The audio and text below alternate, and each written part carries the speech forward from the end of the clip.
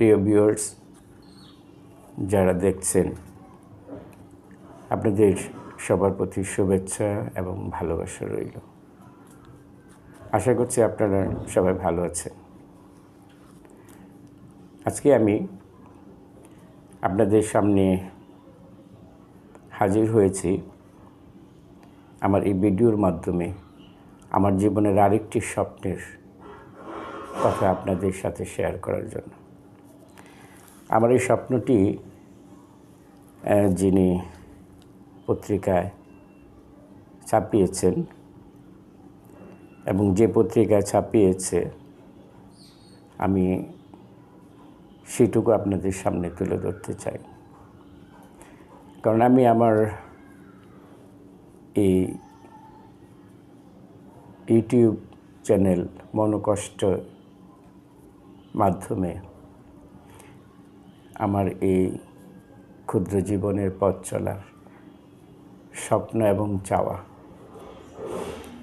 এগুলো আমি একটু তুলে ধরার চেষ্টা করছি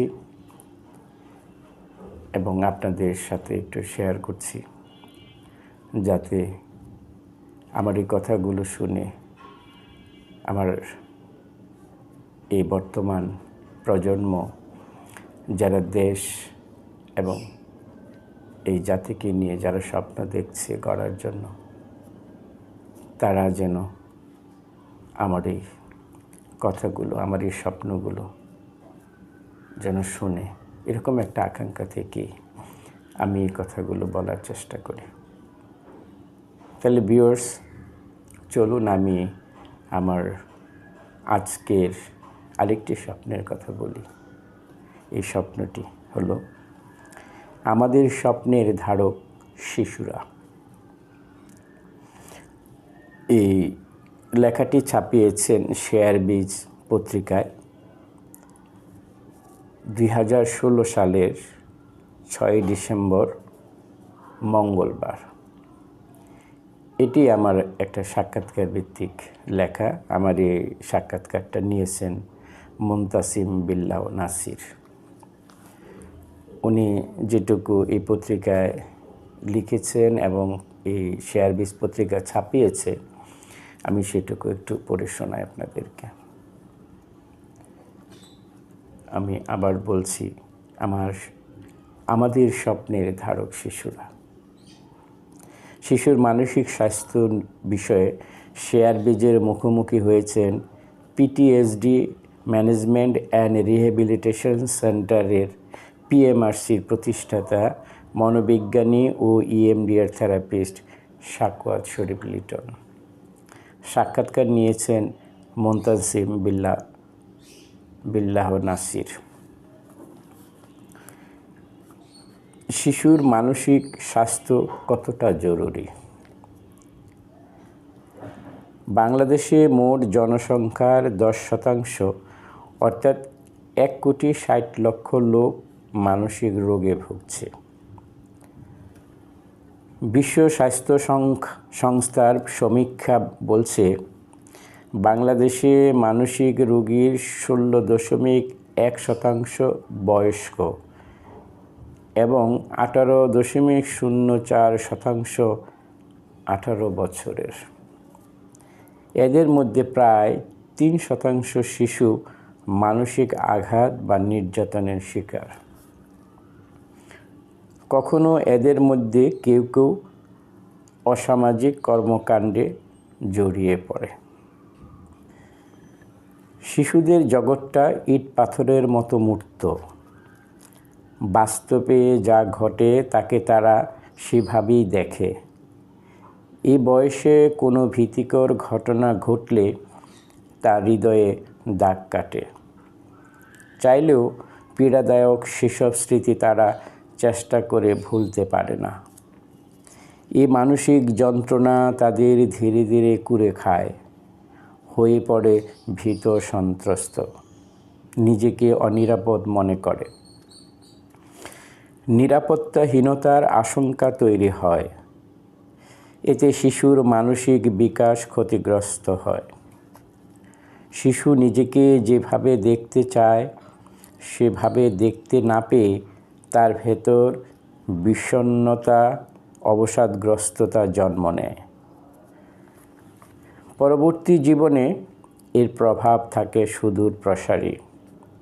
আবার কখনো তাদের মনোবৈকল্য পেয়ে বসে, কারো মধ্যে মনোদৈহিক সমস্যা দেখা দেয়, কেউ বা আবার জড়িয়ে পড়ে অসামাজিক কর্মকাণ্ডে। শিশুর বিকাশে পরিবারের ভূমিকা।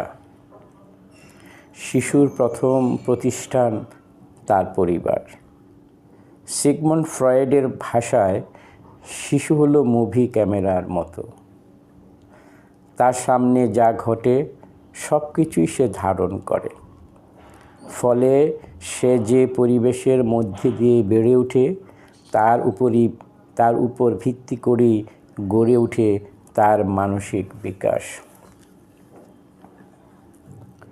শিশুর বেড়ে ওঠার পরিবেশ কেমন হবে তা নির্ভর করে মা বাবার উপর।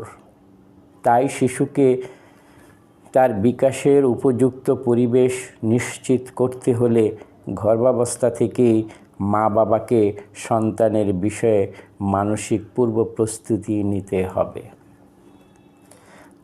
তাদের সুসম্পর্ক, মায়ের শারীরিক ও মানসিক সুস্থতা নিশ্চিত করতে হবে। এগুলো শিশুর পরিপূর্ণ বিকাশের জন্য সহায়ক কিনা তা ভেবে দেখতে হবে। এক কথায়, শিশুর মনোদৈহিক বিকাশের ক্রমবর্ধমান উন্নতি হচ্ছে কিনা তা খতিয়ে দেখতে হবে।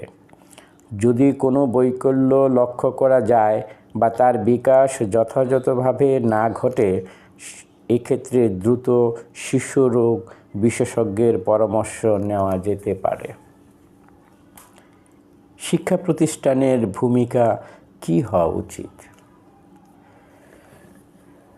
শিশুর পরিবারের পরিচিত পরিমণ্ডল থেকে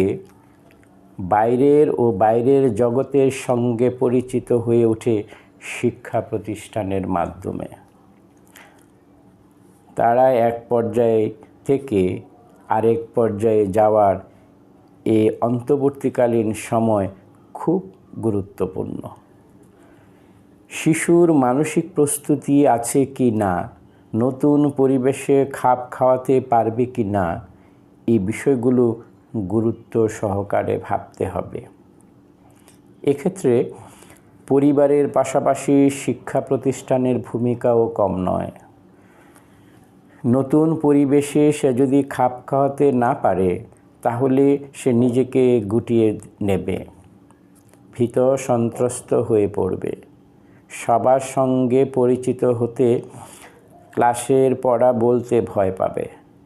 এতে একসময় শিশুটি শিক্ষা প্রতিষ্ঠানে যাওয়ার আগ্রহী হারিয়ে ফেলতে পারে।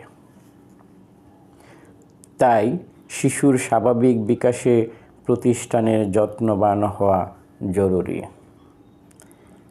মানসিক স্বাস্থ্যসেবা কিভাবে নিশ্চিত করা যাবে? সময়ের ধারাবাহিকতায় একজন শিশুকে পরিণত মানুষ হতে তার সহায়ক পরিবেশ ও বিষয়গুলো যথাযথভাবে নির্বাচন এবং অনুশীলনের ব্যবস্থা গ্রহণ করতে হবে। শিশুর শারীরিক, মানসিক, আবেগীয় ও সামাজিক বিকাশের দিকগুলো বিবেচনায় আনতে হবে। এক্ষেত্রে বাবা মায়ের সচেতনতা, শিক্ষা প্রতিষ্ঠান ও রাষ্ট্রের যারা নীতি নির্ধারণী মহল, তাদের বিষয়গুলো বিবেচনায় আনতে হবে। কেননা একটি শিশুকে ভবিষ্যতে কিভাবে দেখতে চাই তা নির্ভর করে তাকে আমরা কোন পৃথিবীর সঙ্গে পরিচিত করে তুলছি। পরিপূর্ণ মানুষ হওয়ার জন্য কোন পরিবেশের সঙ্গে পরিচিত করে তুলছি। আমরা আমাদের স্বপ্নগুলো রেখে যাই ভবিষ্যতের মধ্যে, যা ধারণ করে শিশুরা।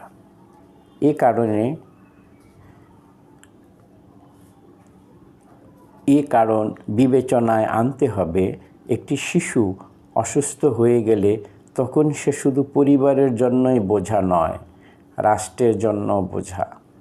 আবার একটি সুস্থ শিশু শুধু পরিবারের নয়, পৃথিবীর সম্পদ।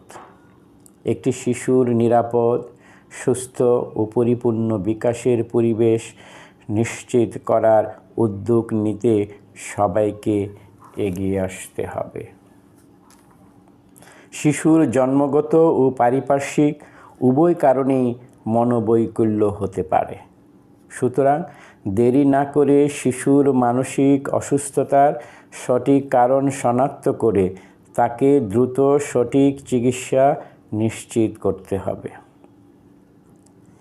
পিএমআরসি সম্পর্কে কিছু বলুন।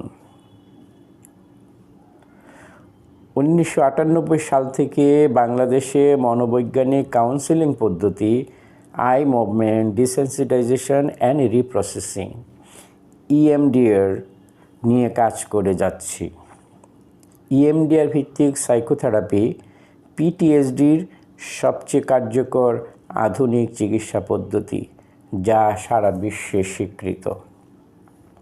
অভিজ্ঞতালব্ধ জ্ঞান থেকে বলা যায়, বাংলাদেশের মানসিক নির্যাতন, আঘাত কিংবা বিভিন্ন দুর্ঘটনার শিকার হয়ে যেসব ব্যক্তি অসুস্থ হয়ে পড়েছে এবং যাদের মধ্যে PTSDর মতো জটিল মানসিক রোগ জন্ম নিয়েছে, তাদের চিকিৎসার জন্য একটি বিশেষায়িত প্রতিষ্ঠান থাকা দরকার। যে প্রতিষ্ঠানের কাজ হবে PTSD শনাক্তকরণ, চিকিৎসা, পুনর্বাসনের জন্য সঠিক ও যথাযথ পদক্ষেপ নেওয়া। বাংলাদেশ দুর্যোগপূর্ণ দেশ। এখানে জানা অজানা বহু মানুষ আছে যারা হয়তো কোনো দুর্ঘটনা কিংবা দুর্যোগের শিকার হয়ে মানসিকভাবে অসুস্থ হয়ে দুঃসহ জীবনযাপন করছে। তাদের কল্যাণে আমৃত্যু একজন মানসিক স্বাস্থ্যকর্মী হিসাবে কাজ করে যেতে চাই। আমাদের উদ্দেশ্য মানসিক আঘাত পরবর্তী যেসব জটিল মানসিক ও মনোদৈহিক রোগ ব্যক্তি বিশেষে জন্ম নিতে পারে সে সম্পর্কে সচেতনতা সৃষ্টির পাশাপাশি চিকিৎসা ও ব্যক্তি বিশেষে পুনর্বাসনের জন্য প্রয়োজনে কাজ করে যাওয়া। এটুকুই মুনতাসিম বিল্লাহ নাসির আমার সাক্ষাৎকার থেকে উনি তার লেখায় তুলে ধরেছেন এই শেয়ারবিজ পত্রিকায়। এখানে যে স্বপ্নের কথাটি বলেছি বা আমি যে বিষয়টির প্রতি সমাজে রাষ্ট্রের মনোযোগ চেয়েছি তা হলো যে মানসিক নির্যাতন, কষ্ট বা আঘাত পেয়ে যারা মানসিকভাবে অসুস্থ হয়ে যায়, বিশেষ করে বিভিন্ন দুর্যোগ পরবর্তী সময় কিংবা দুর্ঘটনা কিংবা পারিবারিক কলহর শিকার হয়ে যে সমস্ত শিশু কিশোর কিংবা যে কোনো বয়সের মানুষের মধ্যে এই মানসিক পীড়ন থেকে বা মানসিক কষ্ট বা আঘাত থেকে পরবর্তীতে কারো কারো মধ্যে এই জটিল মানসিক রোগ অর্থাৎ PTSD, যাকে আমরা পোস্ট ট্রমাটিক স্ট্রেস ডিসঅর্ডার বলি, এই PTSDর মতো জটিল মানসিক রোগ জন্ম নিতে পারে। এদের জন্য একটি বিশেষায়িত জায়গা, স্থান বা আমরা চিকিৎসা কেন্দ্র থাকা উচিত বলে আমি মনে করি। কারণ আমরা দেখেছি আমাদের সমাজে বিভিন্ন ধরনের স্পেশালাইজড হসপিটাল বা বিশেষায়িত বিভিন্ন ধরনের প্রতিষ্ঠান গড়ে উঠেছে যারা এই বিশেষ বিশেষ রোগ কিংবা বিষয়গুলো নিয়ে কাজ করে। তেমনি PTSD একটি মানসিক রোগের মধ্যে একটি বিশেষায়িত জায়গা, যার প্রয়োজনে এই চিকিৎসার জন্য আমাদের এই ধরনের একটি বিশেষায়িত চিকিৎসা কেন্দ্র আমরা বাংলাদেশে প্রতিষ্ঠা করার স্বপ্ন নিয়ে আমি কাজ করে যাচ্ছি, চেষ্টা করছি। এই স্বপ্নের কথাটি আমি এখানে তুলে ধরতে চাই যে এই PMRC শব্দটি মানুষ যখন শুনবে তখনই তারা ধরে নেবে যে এখানে মানসিক আঘাত পেয়ে যারা মানসিকভাবে অসুস্থ হয় তারা ওখানে যাবে। যেমন সাভারে আমরা জানি সিআরপি, আমরা শাহবাগে জানি আমরা যে বারডেম, যে এগুলো বিশেষায়িত জায়গা। এরা এক একটা রোগের বা বিশেষায়িত চিকিৎসার এক ধরনের একটা ইমেজ আমাদের সমাজে, আমাদের মনোজগতে তারা স্থান করে নিয়েছে। আমি এরকম করে ভাবছি যে আমাদের দেশের মানুষ পিএমআরসি শব্দটি যখন শুনবে তারা বুঝতে পারবে যে এখানে মানসিক নির্যাতন, কষ্ট বা আঘাত পেয়ে যারা মানসিকভাবে অসুস্থ হয় তাদের জন্য এই চিকিৎসা কেন্দ্রটি গড়ে উঠেছে। এই স্বপ্নের কথাটুকুই আজকে তুলে ধরলাম। আপনারা আমার এই কথা শুনে আমার এই স্বপ্নের সাথে আপনারা অংশগ্রহণ করবেন। আমরা এই ধরনের একটা বিশেষায়িত চিকিৎসা কেন্দ্র আমরা বাংলাদেশে স্থাপন করতে চাই। সেই ব্যাপারে আপনারা আমাকে উৎসাহিত করবেন, আমার সাথে অংশগ্রহণ করবেন, এই বিশ্বাস রেখে আপনাদের সবার সুস্বাস্থ্য কামনা করছি। ভালো থাকবেন সবাই।